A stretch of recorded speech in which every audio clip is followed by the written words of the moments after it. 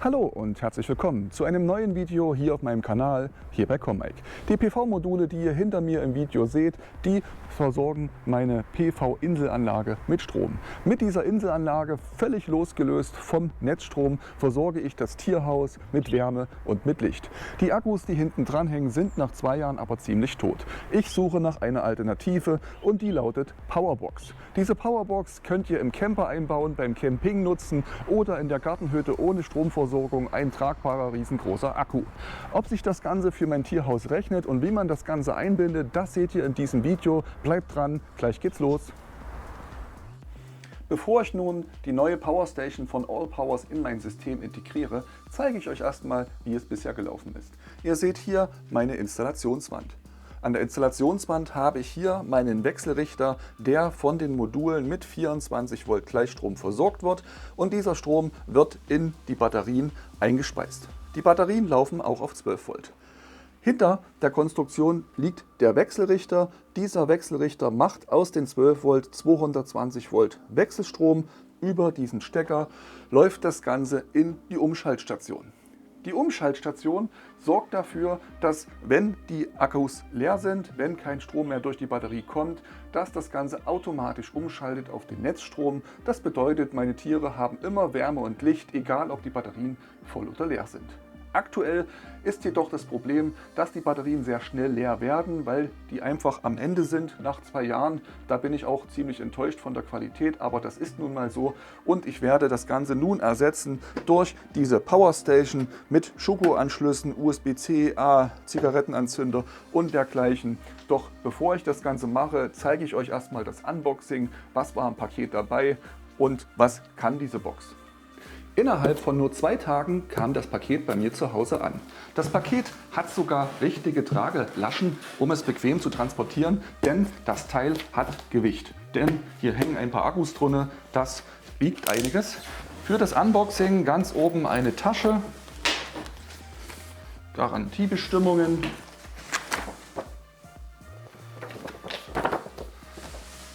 Tipps für einen guten Kundenservice und das Ganze sicher verpackt. Die Box selber hat Tragegriffe. Weg damit.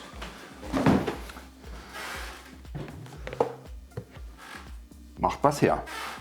So wie die Box kam, habe ich sie jetzt einfach mal eingeschalten. Mit einem zweiten Klick aktiviere ich das Display, das geht nach einer Weile in den Standby. 70% die Akkuladung aktuell, so kam die zu mir nach Hause mit einer Vorladung von 70% und daneben sehe ich jetzt Input, Output jeweils bei 0% bzw. 0 Watt. Klar, ich habe keine Kabel angeschlossen, weder zum Einspeisen noch zum Entziehen. Was bietet dieses Gerät? Ich habe mir einfach mal den Verkaufsteil aus dem Amazon Produktübersicht ausgedruckt. Kurzerhand die Leistung 1152 Wattstunden, die dieser Akku leistet. Und wir reden hier nicht von einem normalen Bleisäure-Akku oder ähnliches. Das ist ja das, was ich bisher verwende, wo ich durch die Entladungsproblematik, durch die Nutzungsproblematik nur die Hälfte effektiv nutzen kann. Sondern wir reden hier von einem LiFePO-Akku, also Lithium-Eisenphosphat 4 Akku, der faktisch bis auf 0 oder fast auf 0 entladen werden kann. 3500 Ladezyklen werden hier versprochen. Bei täglichen Laden, Entladen reden wir von 10 Jahren, die dieser Akku hält. Wahrscheinlich sogar länger. Mal schauen. Auf jeden Fall hoffe ich doch, dass er deutlich länger durchhält als meine bisherigen Batterien. Die weiteren Details, die zeige ich euch auf dem Screenshot, inklusive induktives Laden. Also das Teil ist wahrscheinlich gar nicht so sehr für ein Tierhaus gedacht, sondern für den Camper, für den Wohnwagen, für Outdoor. Wenn ihr irgendwo eine Gartenlaube habt ohne eigenen Stromanschluss, Insellösung und dergleichen. Bei einer Ausgangsleistung von 1800 Watt könnt ihr hier eine Kaffeemaschine anschließen. Das Ding liefert genügend Power, genügend Energie, um die zu betreiben. Selbst eine kleine Mikrowelle oder so ein kleiner kompakter Herd wird hier durchaus funktionieren. Wenn ihr wissen wollt, wo es das Teil gibt, was es aktuell kostet, an der Stelle schaut mal unter das Video, da verlinke ich euch den Produktlink.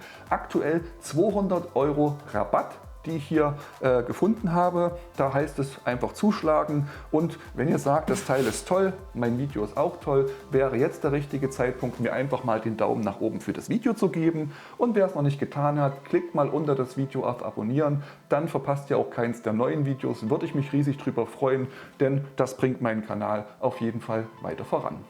Bevor ich jetzt weitermache, werde ich hier wieder alles einpacken und die Box mit runter in mein Gartenhaus nehmen, das Ganze dort installieren, und dann folgt einfach der Test, lohnt sich das Ganze auch für das Tierhaus. Und da bin ich auch wieder zurück hier in meinem Gartenhaus. Ich werde nun die Powerstation von AllPowers mit meinem System verbinden. Wie funktioniert das? Vom Prinzip her recht simpel. Die Kabel, die bisher von den PV-Modulen in den Laderegler gehen, die werde ich hier abklemmen und werde stattdessen MC4-Stecker aufkrimpen.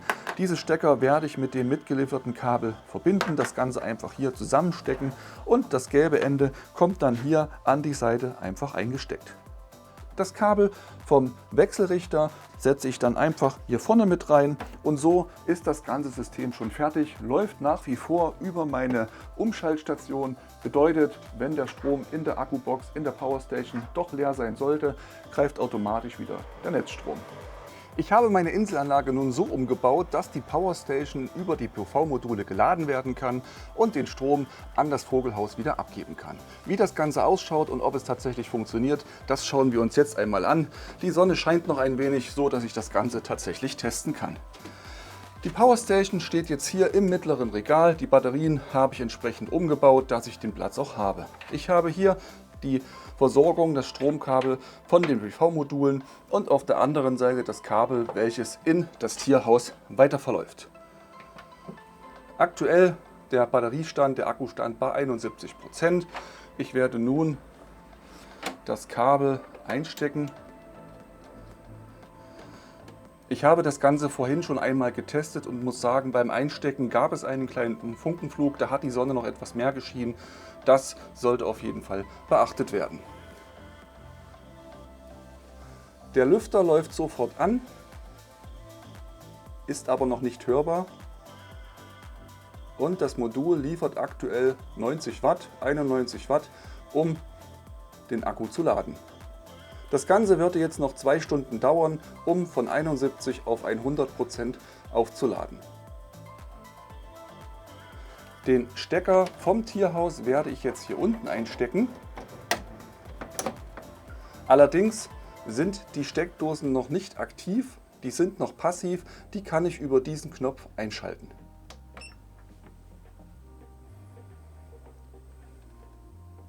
Im Tierhaus habe ich die Lampen eingeschaltet, so dass auf jeden Fall Strom gezogen werden müsste.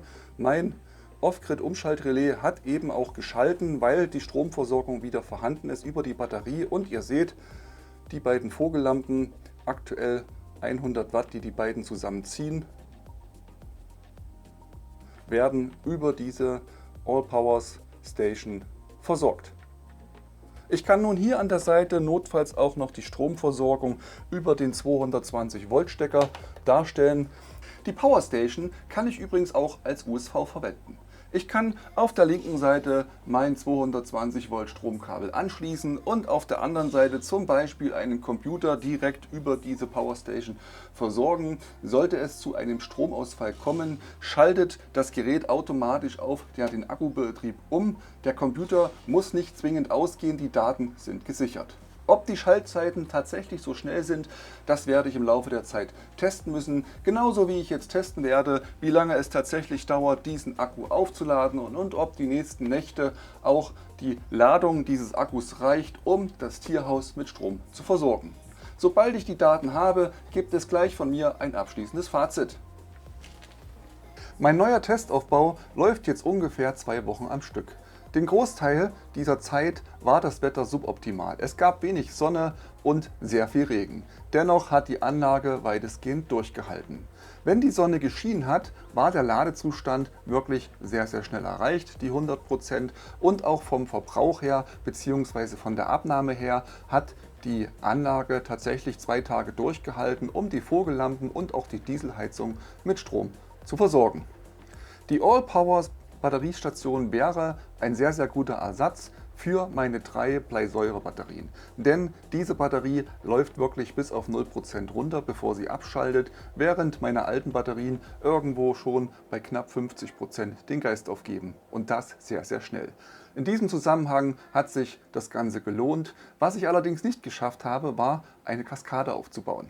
Ich hatte die Idee gehabt, meine alten Batterien mit dem Wechselrichter vor diese Powerstation zu setzen und praktisch den Strom aus der Batterie über den Wechselrichter 220 Volt hier einzuspeisen und von hier aus das Ganze dann in das Vogelhaus zu geben.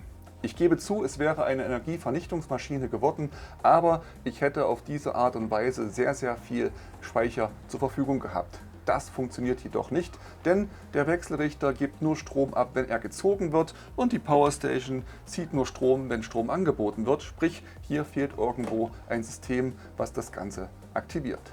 Dennoch muss ich sagen, passt das Teil hier wirklich sehr gut. Ob das jetzt wie bei mir im Vogelhaus zum Einsatz kommt oder ihr habt vielleicht irgendwo eine Gartenhütte ohne eine externe Stromversorgung, lediglich mit Solarpanels. Dieses Teil ist eine super Unterstützung, um den Strom einfach irgendwohin mitzunehmen. Habt ihr ein Wohnmobil, einen Camper oder seid öfters in der freien Natur? Hier könnt ihr euren Strom einfach zu Hause mitnehmen oder unterwegs ein kleines Panel anschließen und das Ganze aufladen. Das habe ich getestet, funktioniert einwandfrei, kann ich an der Stelle wirklich nur empfehlen. Insgesamt muss ich sagen, mit der einen Station werde ich nicht hinkommen. Ich überlege tatsächlich, mir eine zweite Station zu kaufen und das Ganze dann miteinander zu verbinden, denn das funktioniert nämlich auch. Aktuell lohnt es sich, 20% gibt es Nachlass. Wenn ihr wissen wollt, wo, schaut einfach mal unter das Video in die Beschreibung. Wenn wir uns zu dem Teil austauschen wollen, schreibt mir in das Kommentarfeld, und wenn euch mein Video gefallen hat, gebt mir an der Stelle einfach den Daumen nach oben und vergesst nicht, meinen Kanal zu abonnieren, um auch die neuen Videos nicht verpassen. In diesem Sinne, viel Spaß mit der Powerstation, falls ihr euch auch eine anschafft. Wenn ihr schon eine habt, schreibt mir, wie zufrieden ihr seid oder welches System ihr nutzt. Ich bin an der Stelle schon wieder fertig. Macht's gut, bis zum nächsten Mal.